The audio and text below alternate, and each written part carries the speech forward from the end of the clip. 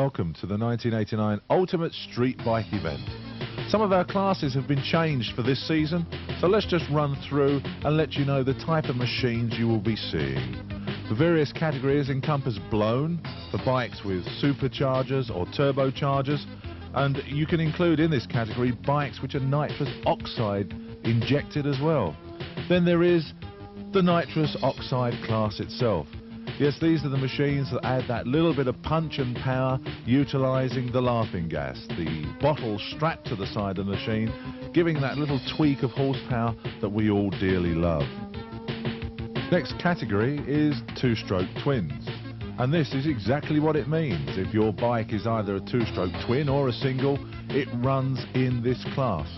Machines such as Yamaha RD 350s and 400s find themselves vying for honours in this particular category.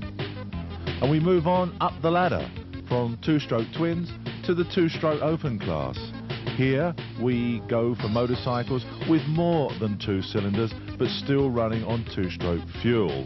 Favourites here are the Suzuki triples, which we like to know as kettles. Four-stroke twins, well, this is really the class which is dominated by the European motorcycle. Lots of Triumphs, Nortons, Ducatis. In fact, the Japanese show up pretty badly in this class. But it is a class for four-stroke twins. And finally, if your motorcycle doesn't fall into any of those categories, but you still want to come racing with us at Ultimate Street Bike, then we have the open class for you. This is where anything goes. We could almost sing a song, couldn't we?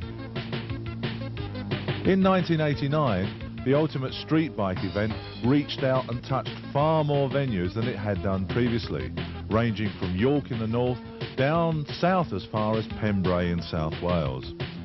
Just to give you an idea of our calendar, in April we were at Pembrey in South Wales, May we were in Blyton in Lincolnshire and across the sea to Ireland at Cork.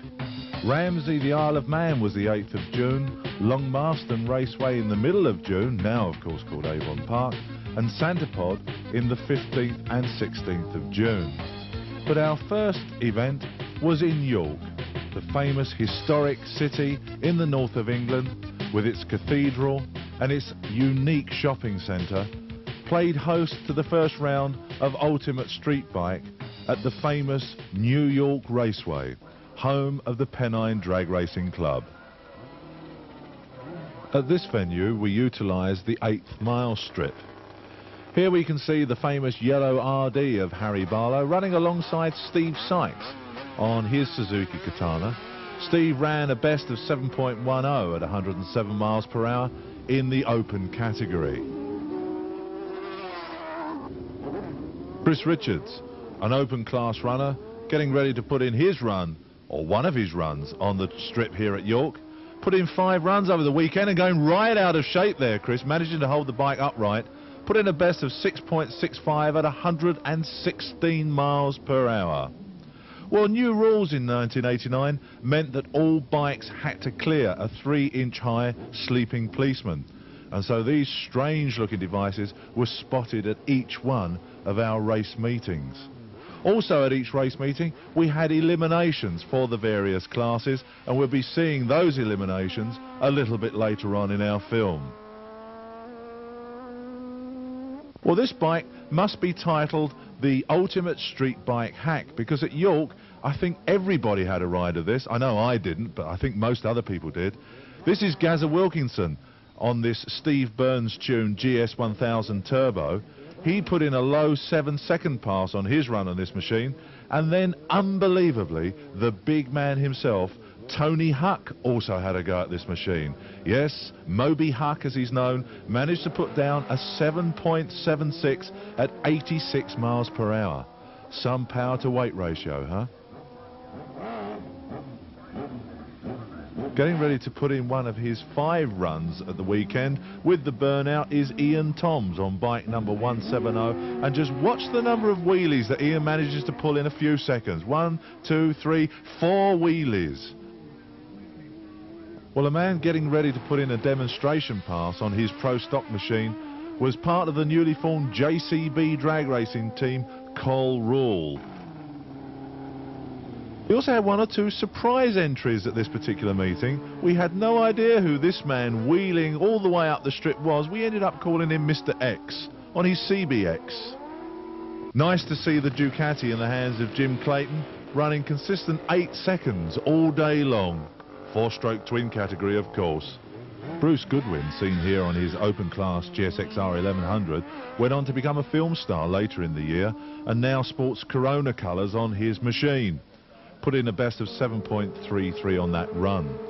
Dave Ennis, out on his trusty Z1B Kawasaki, but on this particular run having problems with the NITROUS bottle. Lots of popping and banging. Hey, hands up all those in the crowd who prefer bikes to girls. Thought it was you. This is Chris Easter, turbocharged Kawasaki, on this run having problems gear changing. He ran just outside the 60s, however, at 112 miles per hour. With fast and furious action all day long, our quite considerable crowd eagerly await the afternoon's eliminations.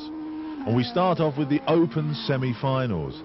Closest to the camera, the young Scotsman Ron Russell on his GSX 1100, up against the Katana of Kevin Hudson in the furthest lane.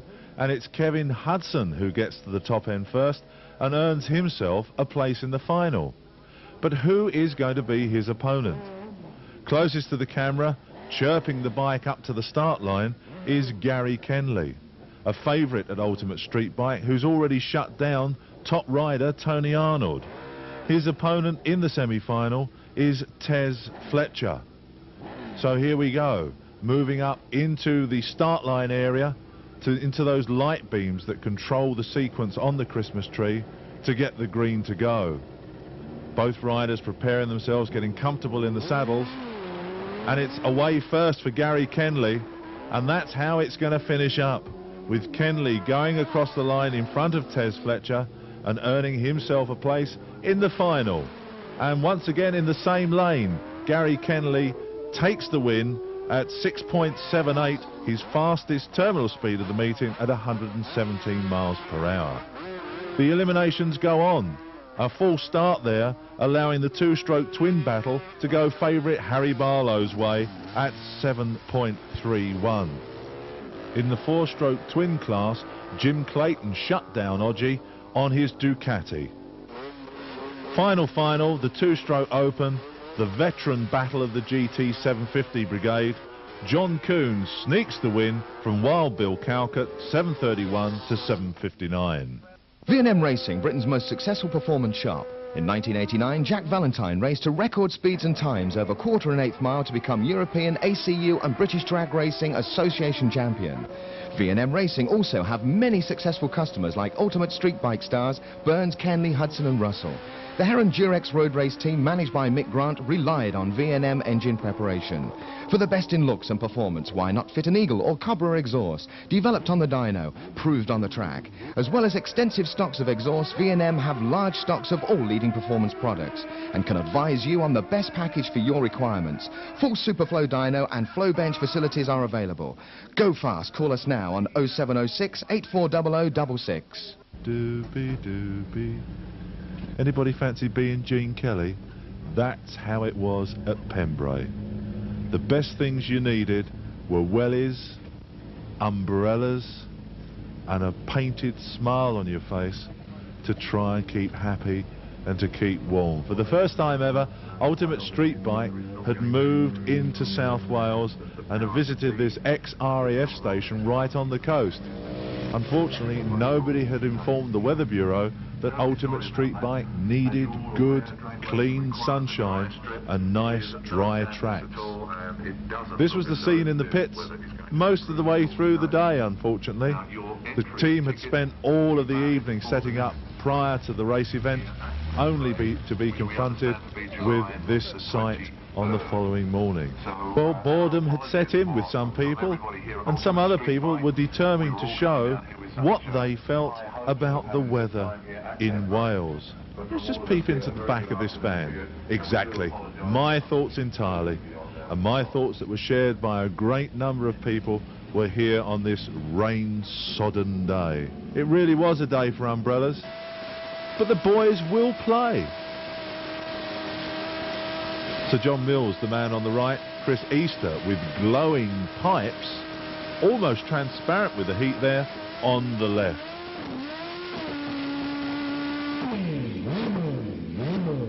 Let's go and have a chat. As we're standing here on this very wet, soggy airfield, we're absolutely unable to compete at all for drag racing for the #2 event in the Ultimate Street Bike calendar. But it does give us a chance to talk to some of the leading contestants in the drag racing field. And one of these young men sheltering from the rainfall at the moment, hiding in his van, is KJ, as we called him at York, the #2 contender in the event at York, Kevin Hudson. Kevin, lovely day for it. Brilliant. Yes, you're really upset. I know a lot of your friends are here and they're really cheesed off with it all. Let's talk a little bit about your motorcycle, because you did so well at York. You came in #2 behind Gary Kenley. What sort of machine are you running? Suzuki Katana, 1260 big ball kit. So that started off life as a 1000cc That's Suzuki. right. Who's done all the work on this machine for you? All the engineering work and engine build, V&M. And you've really got some good results out of it. Brilliant. Because I know when I was speaking to you a little bit earlier on, you said that when you had the original 1000cc Suzuki, it was only capable of a 12-second pass, yeah, wasn't it? Sprints, yeah. But now you've invested a lot of money. Oh yeah, plenty of money. Plenty of money. How much do you think you spent? Any idea? Must be around 8,000-ish, something like that. So, and what is that in terms of money to power? What does that achieve for you? You've gone down from a 12-second run to 10, low 10. low 10 with yeah. a possibility of a 9-second run. I think it's capable of it. What do you think about Ultimate Street Bike? Because this is your first season doing it, isn't it? That's right, I really enjoyed it, brilliant. It's good fun, other than today. Kevin Hudson, good luck for 1989, and good luck to your sponsors as well. For Ultimate Street Bike reads sheer dedication to come along in this weather and camp out and still try and race, even though it's raining. Well, we're still in the rain here at Pembrey, and it really doesn't look as though we're going to get any running in today or at all. So we're still walking around trying to find people who've got smiles on their faces. And here we have the V&M twins. Don't they look wonderful? It's Ron Russell and Gary Kenley, two of our most prolific Ultimate Street bikers. Gary came in first at the York race meeting on his machine. Gary, let's just talk a little bit about your bike. How much money have you spent getting the machine running to the sort of extent where you're taking first prize in the elimination at an event? Probably about $2.5 grand altogether. So that really is quite a low budget, isn't it? I mean, I've been talking to one or two other riders here, and they're talking about investing vast sums of money. $2,500. Have you done a lot of work on your machine yourself? Not very much, no. V&M done the engine, and Trevor at High Power was fitted the NITROUS kit. That's it, basically. It's virtually standard engine apart from that. So you've got a NITROUS kit on yours, and Ron, who I've always said comes from Edinburgh, and today I found out that he in actual fact only comes from Somerset, which is just down the road. Now Ron, you've also running a NITROUS kit on your bike as well, aren't you? That's right, Trev's as well, yeah. Yeah, so do the NITROUS kits really give you a huge burst of power over and above the other riders, do you think? They give you extra, there's no doubt about that, but I don't think it would be a huge burst. I think the higher the engine is tuned in the first place, the less the nitrous is going to give you on top of that. Is it a controllable power though, nitrous? Because I know I've seen drag racing cars push the nitrous button and suddenly it becomes uncontrollable. Do you actually feel the little punch when it comes on? You feel the punch, but it's controllable because you just jet to the amount of power that you want. And as long as you keep that within control, then you can run the bike fine. How do the pair of you? Back to the commentary bike, please. How did the pair of you think that 1989 is going to go for you? Well, I'm very optimistic about it. I've still got some more work to do on the bike. I'm going to lower it. It's sitting a bit high. I want to get my starts a bit quicker. But once I've got that sorted out, hopefully very well. And Gary? Same thing. I want to lower mine slightly, not too much. Pretty optimistic, as long as you don't get too much more rain. Yes, well, this is it. Better. Well, look, thanks for talking to me. I know you've been standing here in the wet for ages. From us here at Pembrey, see you later in the dry. What a shame. The dry never came. And we just got colder and wetter as the day wore on. In fact, some people nearly froze to the spot. And some people did. We just had to say a fond farewell to Pembrey and leave it with the puddles on the ground. What a wind-up. Do, do, do, do, do, do, do.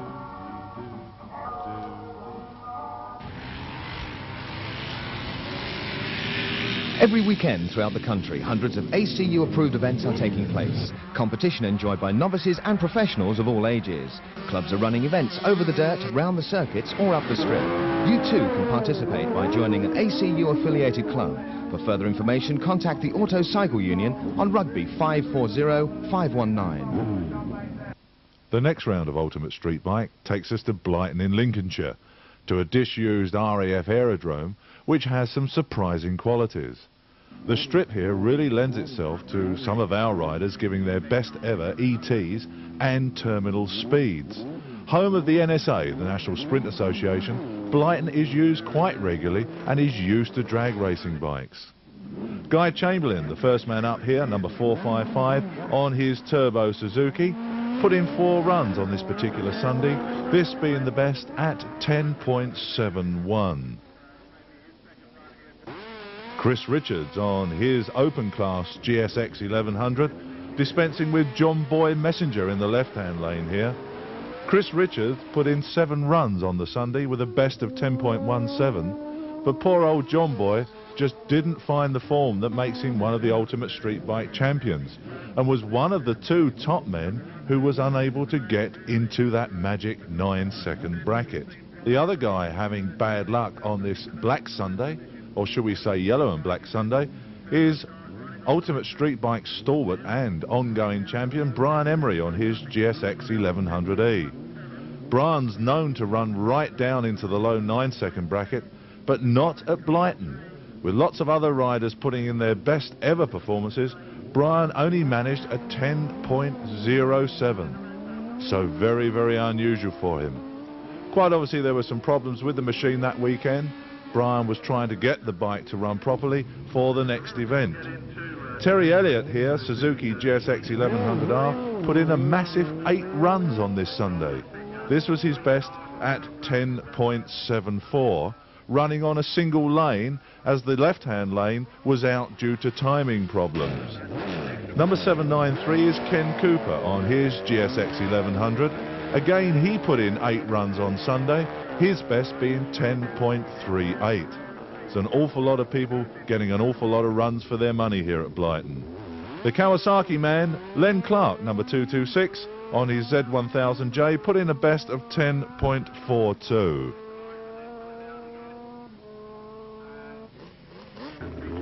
.778, that's Fraser Coughlin. He put in only 2 runs. Well, he'll be asking for some money back, I'm sure. 10.96 was his best on his open class Suzuki Katana, which is in actual fact an ex-Andy Kappa pro stock bike converted for road use. Quite an interesting combination. With the strip conditions here at Blyton, a lot of our lesser machines put down their best ever times. Here's a Harris, machine number 72, coming up to put in his run.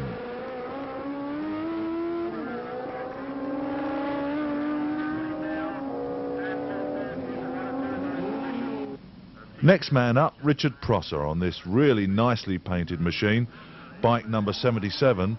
That's a blown Kawasaki, and lighting the tyre up there with the power proving just a little bit too much for the strip. Mick Noble's number 23. He's on a blown Katana and put in 6 runs, the best of which was 10.29. Mick Lloyd seen here on his open class GSX 1100R, just failing to make it into the 10-second brackets at Blyton.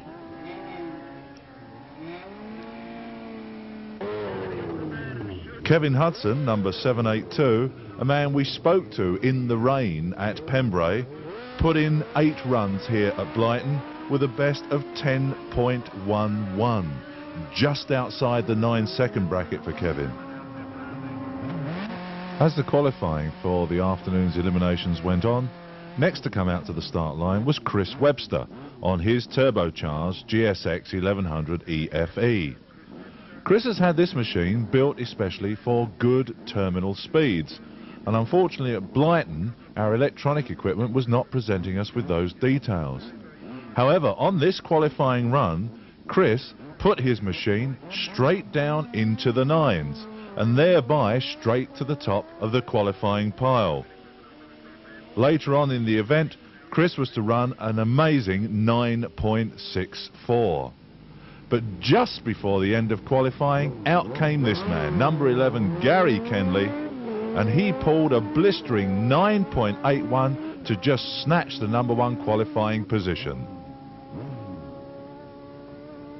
Well, here we are, bathed in sunshine at Brighton once more for the 3rd round of this year's Ultimate Street Bike, and here is the man who was, until just before the close of the qualifying, in the number 1 position, Chris Webster. Chris, hello, you're doing very, very well today. Yeah, I'm quite pleased with how I've gone today. I've run a 987, and which I think is like really good, but just pipped by Gary Kenley. So I'm going to have to sort him out, I think. Do you get any feelings towards somebody who does that to you right at the 11th hour? I think it must be the most disheartening thing that could happen to you. Yeah, it is a little bit disheartening, like, but, you know, they're here and they've spent their money, so they expect to go quick as well as anybody else, so... Well, tell us a little bit about the bike, because I know it started off life as a Suzuki GSX 1100E, and then tell us a little bit about what's happened to it since then. Well, I've fit the turbo kit and a nitrous oxide system to it. And with the help from NCK, they've really helped me out and sorted everything out for me, and now they've put me right on par with all the top blokes in this event. Like. So you've had a good result already this year at the 1st round at York?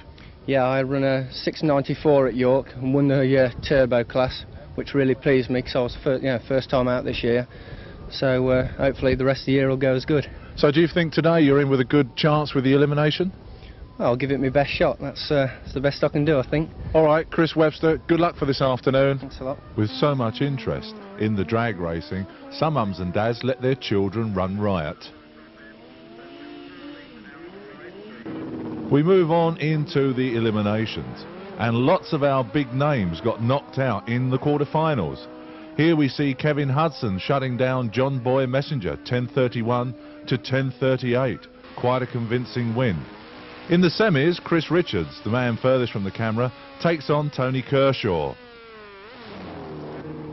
And it's Richards who gets away from the line first, and Tony Kershaw really lighting up that rear wheel, but it's Chris Richards who holds on to the win to go through into the final with a run of 10.18.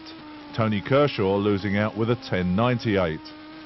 In the 2nd semi-final, it's Chris Easter against the man who shut down John Boy Messenger, Kevin Hudson. And once again, it's Hudson away first and really holding on to the lead there as Chris Easter fights back, but it's Hudson who takes the win and goes into the final with a run of 10.11, shutting down Chris Easter's 10.63. So here's the final at Brighton then in the open category. Chris Richards nearest the camera against Kevin Hudson, and taking his first win in Ultimate Street Bike is Kevin Hudson with a 10.43 against Chris Richards' 10.46. In the remaining eliminations, two-stroke twin was between Stephen John, the number 2 qualifier, and Wayne Keeling, the number 1 qualifier, Harry Barlow having red lit in the semis, and it's Stephen John who takes the win in two-stroke twin. Two-stroke open was between Chris Spry and John Kuhn, a Kawasaki Suzuki kettle battle, which allowed Chris Spry, who'd been running high 10s all day, to take a well-deserved win. And finally, four-stroke twin, an all-European battle between the Ducati of Jim Clayton and the Triumph of ever-popular Oggi. And on the start line, it's a whole shot for Jim Clayton over Oggi, and his best ever pass on the Ducati gives him a win.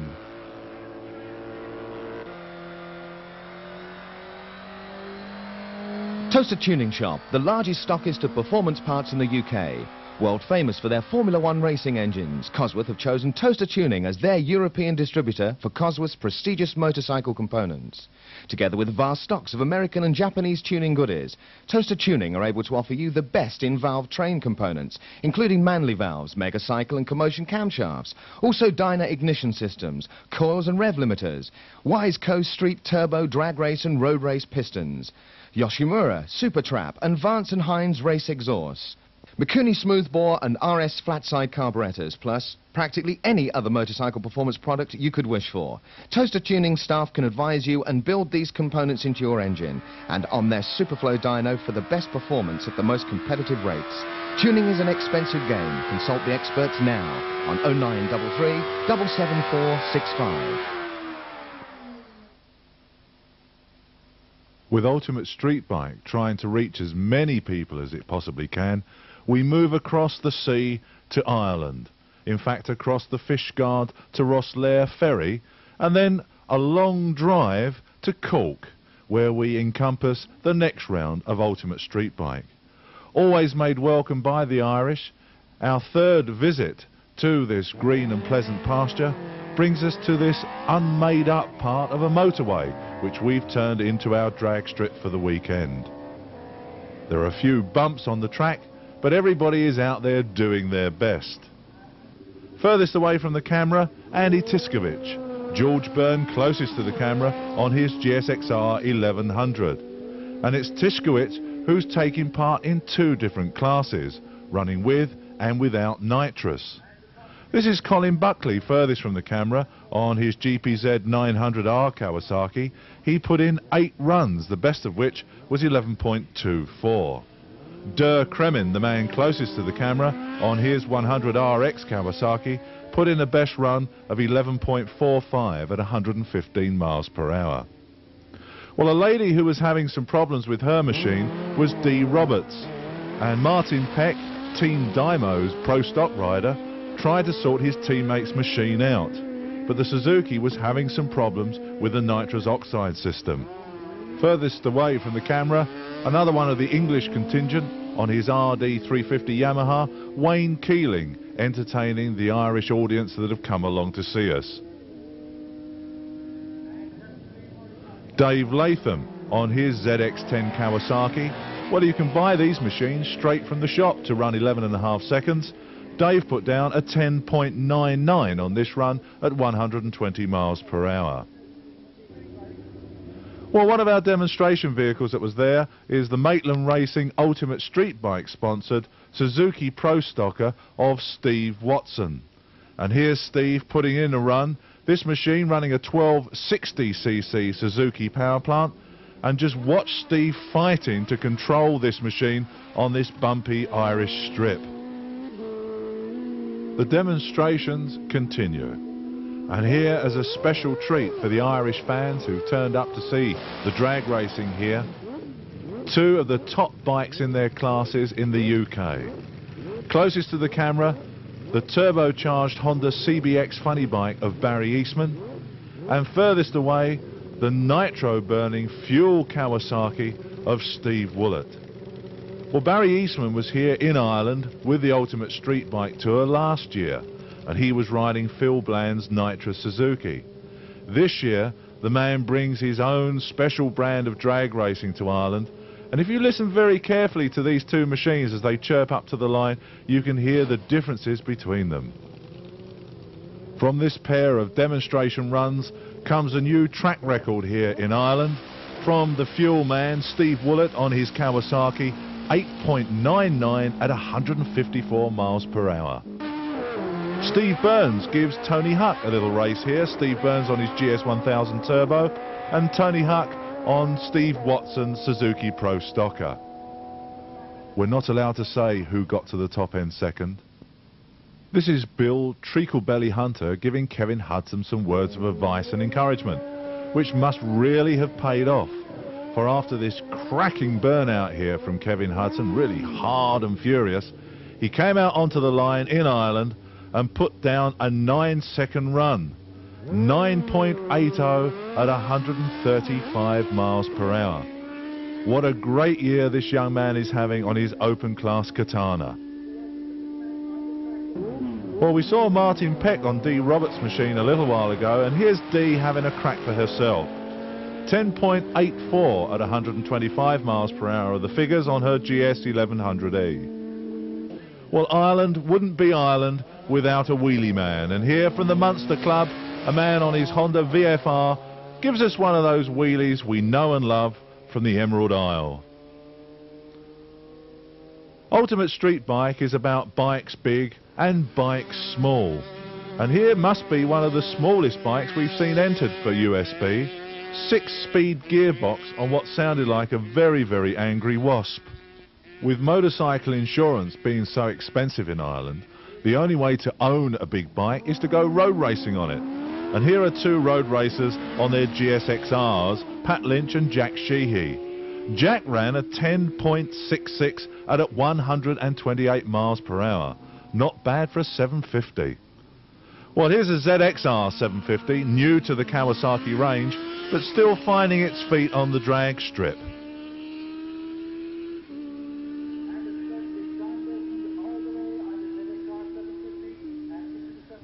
Well, Tony Huck is so overweight now, we have to send a pickup truck out to bring him back. This is Eddie Galvin on his Suzuki Katana. Eddie managed to put down a 10.89 at 129 miles per hour. Well, as always in Ireland, everybody had a wonderful time. I'm not certain whether that's just the motorcycle racing or the amount of beverages that we all imbibed. But as the action went on, our film crew had to return hastily to the UK.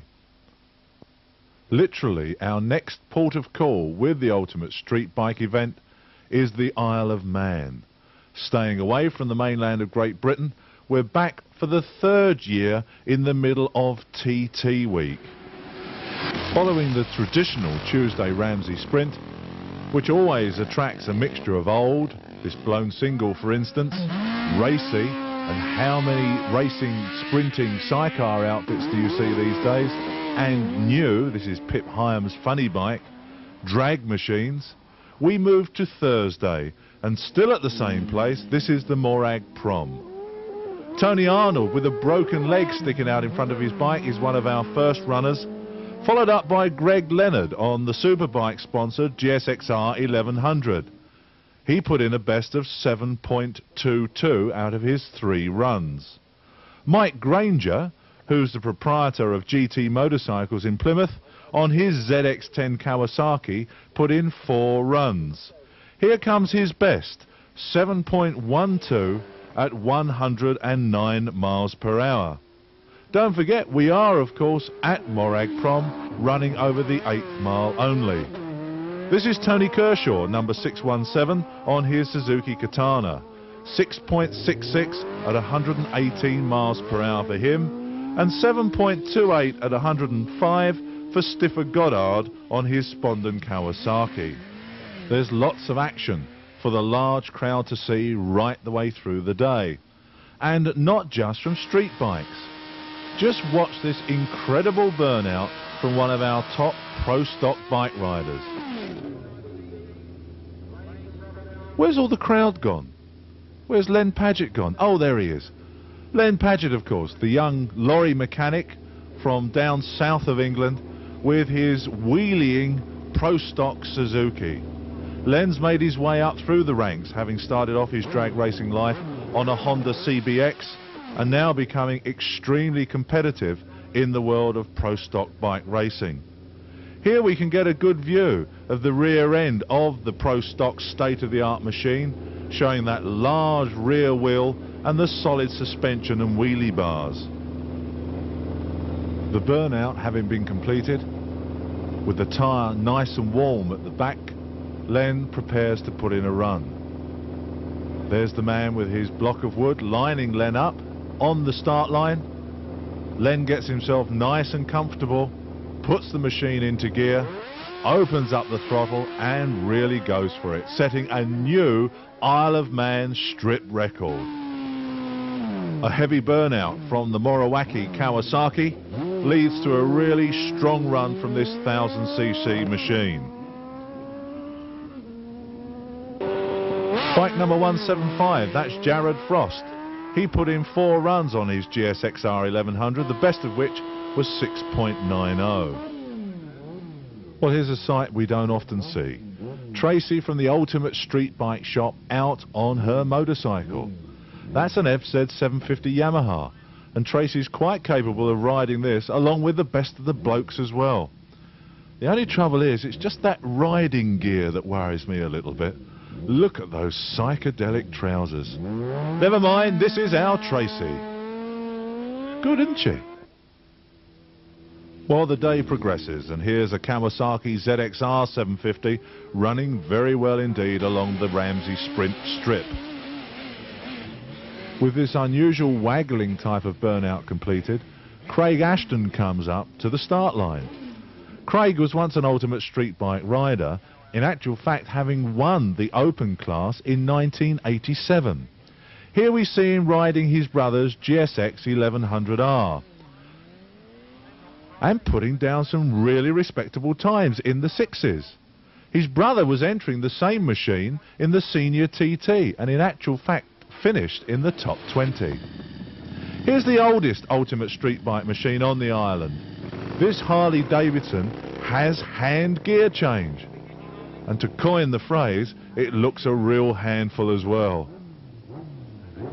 Machine number 262, that's Dean Williamson putting in 5 runs, the best of which was 7.19. Here's Alan Tinian taking the win in the 2-stroke Open class on his RD 500 Yamaha. 7.78 was his recorded time. This GPZ 500 twin was one of the few Japanese machines to mix it with the Europeans in the 4-stroke twin category. David Buttery, number 407, on his Yamaha FZR 1000, just getting to run on the start line here at Ramsey. Now he put in 4 runs on this particular day, the best of which is 7.26 with a terminal speed of 109 miles per hour. And that noisy person going back the other way was Oji. This is a 4-stroke twin number 855. It's rather unusual because it's a Kajiva V-twin, and we don't see many of those in ultimate street bike.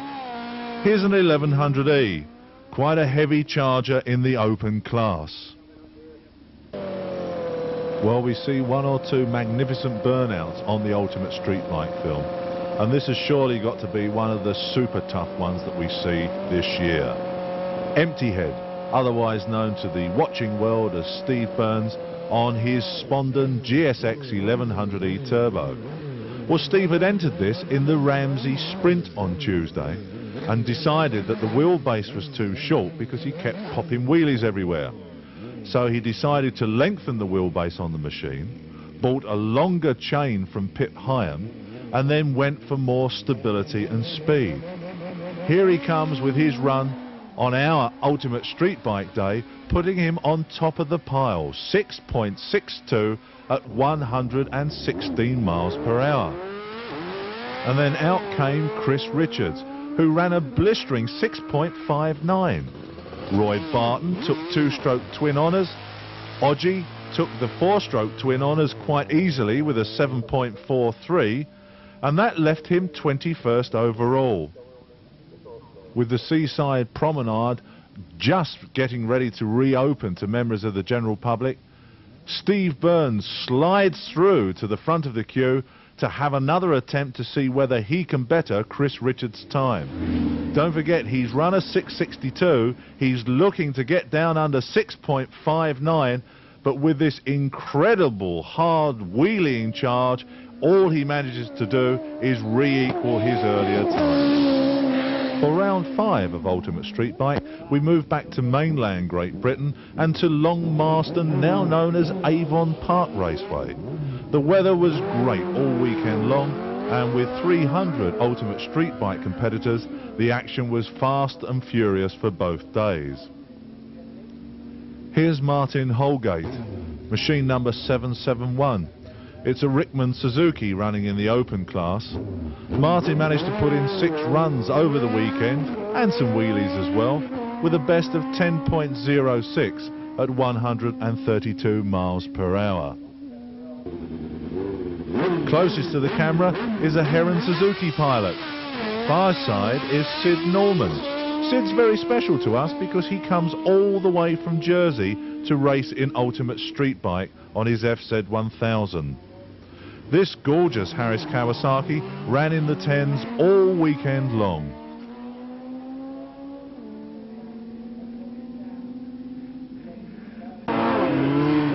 Well, I don't quite know what this man is doing on this machine here. Certainly it's one of the most colourful GSXRs, number 1125, but why he kept bouncing on it, I don't know. Maybe this man has a true love affair with his motorcycle. Building up the revs on the start line and launching away with a little wheelie as well.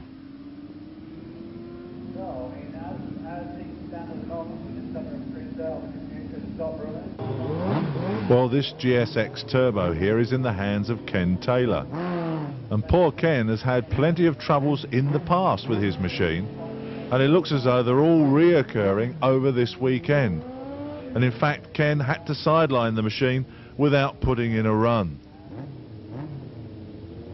Life gets frustrating, don't it? So Ken pushes the bike back behind the start line. And as it's pushed to the side of the strip, out comes Chris Ensor, machine number 35. Chris, who's an Avon Park regular, runs in the open class with his GSX 1150 EF. He put down a best run of 10.10 at 141 miles per hour. This is Dave Buttery. We've seen him earlier on in the film, machine number 407, on his FZR 1000. He put in an incredible 8 runs over the weekend with a best of 10.66. His terminal speed, 130 miles per hour.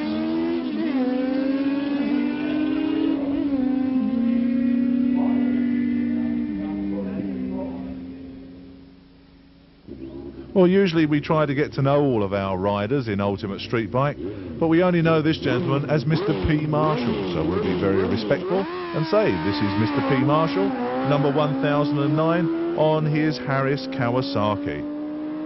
And he seems to have dropped his beer can on the way up the strip. Can't be possible, can it? We don't drink at USB. Machine number 104, the FJ Yamaha 900. Just one of the many bikes to soak up the sun at this wonderful weekend. And a little bit of wheelie action from number 812 as it pops wheelies all the way down the strip. This is a GSX 1100 Suzuki.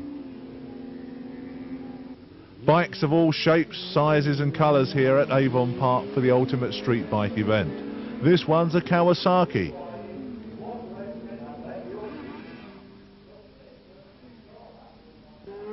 Well, Tony Arnold, still straight-legged, still straight-lining. Tony, of course, broke his leg earlier on in the season and still gives him a lot of pain, but still intends to ride in Ultimate Street Bike. Here he is on his GSX 1100, and Tony put in an incredible 10 runs at Avon Park. There must be some sort of prize for that. I'm not certain what it is, though. 9.90 was his best, so down into the 9s for Tony Arnold once more, and a very, very fast terminal speed of 130 miles per hour. Let's hope that leg gets better soon. Andy Seagus looking back there. Have you forgotten something, Andy? Oh, I've forgotten my gloves. Where have I put my gloves? Mum, where's my gloves? Mum? Oh, it's all right. I think my brother's bringing them. Thanks very much indeed for telling me, because as you know, you're not allowed to, thanks bruv, to ride a motorcycle on the drag strip without proper gloves on. This is Andy Seagus and his nitrous injected GSX 1100R.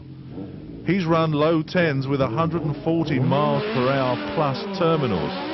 He uses Trevor Langfield's nitrous oxide system.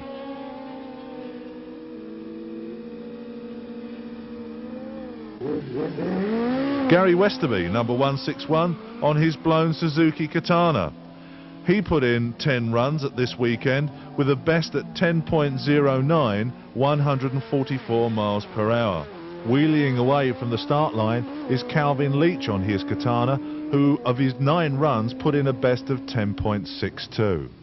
This is Ian Wilson on his stock Harley Davidson, his opponent fast asleep on the start line in the opposite lane. Go get him, Rover!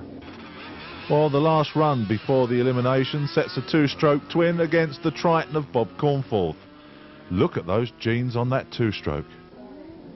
Well, this is it. This is the eliminations, and this is what the big crowd has come here to see. We're in the semi-finals here with Gary Kenley against Brian Emery.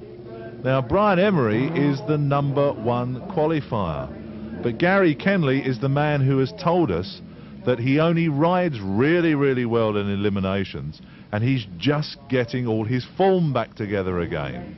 So who would you put your money on? Kenley nearest the camera, or Brian Emery furthest away? Certainly both very, very experienced men. So who's it going to be? Coming up into those staging beams which control the start line, and Brian Emery has pulled a red light. Well, I don't think I've ever seen Brian do that in all the time I've watched him race. And of course, automatic winner is Gary Kenley.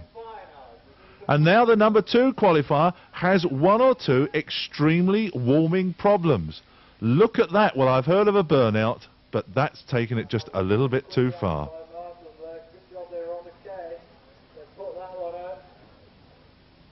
Well, at least the fire seems to have been put out, but that looked as though it could get quite dangerous. Well, Paul Giddings is the man who caught fire. He was the #2 qualifier. So #12 qualifier is Chris Ensor, who goes through, therefore, on a bye run into the final. And this is the final.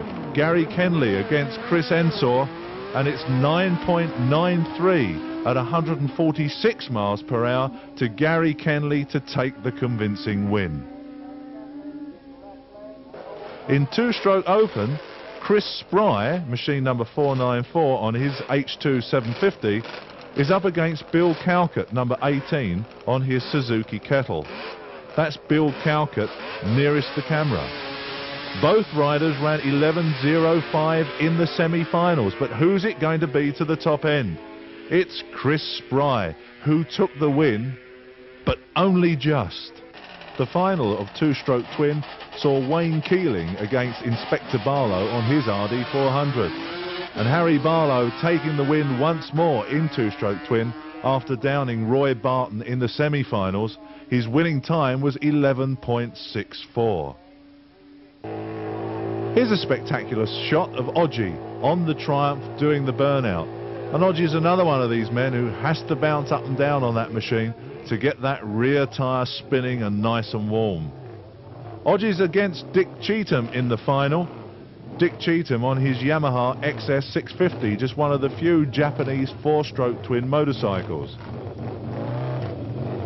Well, Oggie's got to be the favourite, but Dick Cheetham puts in some great times on this Yamaha, and I think he's going to be a hard man to beat. But it's Oggie away first. Whole shot there from the Triumph mounted man gives him the win at 12.24, 110 terminal speed. TTS have had a tremendous 1989 road race season, with Ray Stringer's all-conquering OW01 Yamaha and Jeff Johnson's lap record-breaking FZR 600 Yamaha. For 1990, TTS will be preparing the Heron Durex Suzuki road race team engines. TTS means success.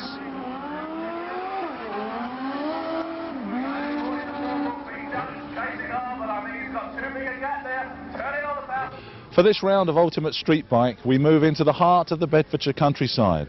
With glorious sunshine and this famous white control tower, it's Santapod Raceway. And over the weekend, there were 300 participants at this event. This is Dave Thackeray, number 890, on his open class GSX 1100E. Lots of riders put in lots and lots of runs at this event. Dave put in 7 runs, the best of which was 9.97 at 146 miles per hour. We had started seeing an awful lot of 9-second Ultimate Street Bike runners. Number 464 is Mick Noy, getting a little bit out of shape away from the start line then on his GSX 1100 EF. He put in an incredible 14 runs over the weekend, the best of which was 10.13. Bike number 1101 is a hard-charging GPZ 1100 Eddie Lawson lookalike Kawasaki. In fact, it looked like Eddie Lawson so much, every panel on the bike, as far as we can remember, was different. 279 is Dave Ennis, and Dave rides his Z1B Kawasaki with nitrous oxide, one of the top non-Suzuki runners putting down a 9.82 run. Here's Tony Kershaw once more. He's featured throughout our film and showing that he can pop wheelies along with the best of them. He put down 14 runs, the best of which was 9.71. Well, number 174 is a man we're going to feature quite a bit in this part of the film. It's Tony Arnold. And he's sitting there on his TTS Suzuki 1100E, and that backpack isn't a parachute, that carries an on-board camera. With all that on board, Tony put down a staggering 9.84. Let's find out what he's trying to do. What we must tell you is that Tony's been trying to do this all afternoon here and trying actually to get along the quarter mile by looking at somebody else while he's got the camera, and the camera is actually concealed inside the helmet here. If you could actually just focus in on it, the little lens you can see there is the camera that is actually feeding a backpack here and giving us these action shots. How difficult is it to try and train it on somebody else? Well, the first couple of rides, my normal riding stance is to get behind the clocks and get my head down, and I run one of my quickest runs of the day with the pack on. The hardest part is when you bend forward and get your head out of the way, the pack sticks up and tries to pull you off the back. And it really is a parachute then? Yeah, it's just a wind resistance that you've got. And then we were playing it back as I come back, and all we could see was the clocks. And Dougie kept telling me to keep my chin up. And when you do that, it tries to pull your head backwards. And when you're consciously trying to look at the other rider, you've got to have your head at 90 degrees to your direction of travel. Which isn't so easy. Which is then it's trying to pull your head back at sort of 140 mile an hour. It's quite difficult, and to be quite honest, we've run out of time to get some really good footage. Just the amazing thing for me is I thought you were just going to go out there and do slow runs with it all, but well, you've actually been going flat out, haven't you? Nobody's told the other people in the other lane that, you see. I've got to keep up with them, you see. So I had some good footage with Brian. He was smoking the tyre right through the lights at the top, which would have been brilliant coverage, but the camera only has a very narrow vision angle, and it's also pointing to my left. So in order for me to pick a right-hand lane up, thinking about it, we might be better off trying one in the left, but you've still got to turn your head quite drastically to the side. And your machine is no mean machine, isn't it? It's running capabilities of 9.5 seconds. Yeah, it's been running 9.7s here today, which seems like complete comfort to me. Well, you think you're going to see a 9.5 the rest of the weekend? You've run a 9.5 before. Well, I've just dashed down to TTS this morning, got some new carbs, because I only finished this again yesterday. I've had it out twice. I did the Isle of Man, which I rode it there basically when we rode carbs and cams in.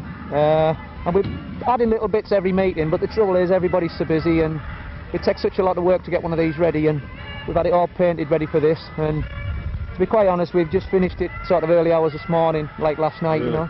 Well, so it's I'm a credit quite pleased to you. with it. It's a credit to you. And our thanks, of course, to Towster Tuning Shop, or Poster Tuning Shop, because I always get the name wrong, for helping us with the camera work as well. Tony Arnold, thank you very much indeed. Thanks a lot. Back onto the qualifying. Number 227 is Ian Armstrong, GSXR 1100 Suzuki. And what a huge wheelie he pops there. 15 runs he put in with a best of 10.27, but with all the wheelies, that wasn't his best run. 1026, the mighty VMAX Yamaha thundering up the strip here at Santa Pod. It sounds more like a car than a motorcycle. Marco Rosso sprints off the line on his GSX 1100 and then has a little bit of trouble allowing Mr. Tucker through on his turbo GSX to take the win. Chris Webster, who we've spoken about many times before on his GSX 1100 EFE Turbo, put down an earlier terminal speed of 161 miles per hour. He then asked to have the backpack and camera on board, but unfortunately didn't record his best ever run. We move into the semi-finals. This is D. Roberts, who's got through to the semis with a run of 9.90, up against what must be the favourite, Brian Emery. Brian had got through with a run of 9.82. And it's Brian who beats the young lady, and I'm not certain whether the crowd were on Brian's side on that one, but he goes through into the next round, and Dee records her quickest ever run. In the second semi-final, it's the Magic Man, Chris Webster, up against Paul Giddings, Webster in the lane furthest from the camera. Paul just takes it with a 9.65 to Chris's lose-out 9.68. The terminal speeds are in the 150 mile an hour bracket. So it's Emery and Giddings in the final. And Brian Emery takes the win with an incredible 9.47 at 152 miles per hour. The man who dominates the two-stroke twin category is the man who's standing beside me now, Harry Barlow, with his infamous yellow-bodied RD Yamaha. The question everybody wants to know, where everyone is using 1000cc machines, 1100cc machines, is Harry, why stick with an RD and a small capacity machine? I was always obsessed with two-stroke twins. When as a teenager, had RDs of various capacities. I've always liked tuning the RDs, and that's where my tuning skills basically developed. And to me, having the ultimate two-stroke twin of all time gives me a real kick. It's something I've always wanted to aspire to.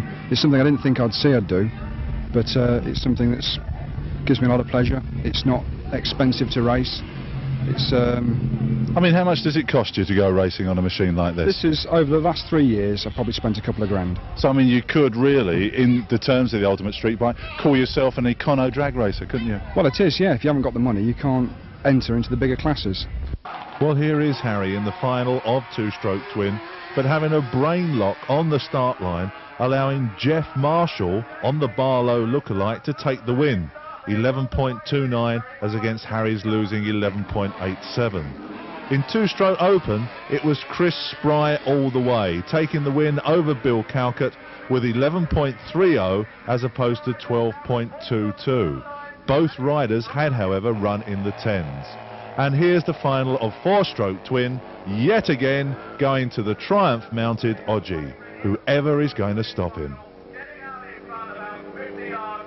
Ultimate Street Bike wants you to know that there is a second film up and coming, another 1-hour film, of the Ultimate Street Bike and UK Drag Bike Finals. If you want to order your copy, please telephone DD Productions on 0933 625 115. That's 0933 625 115.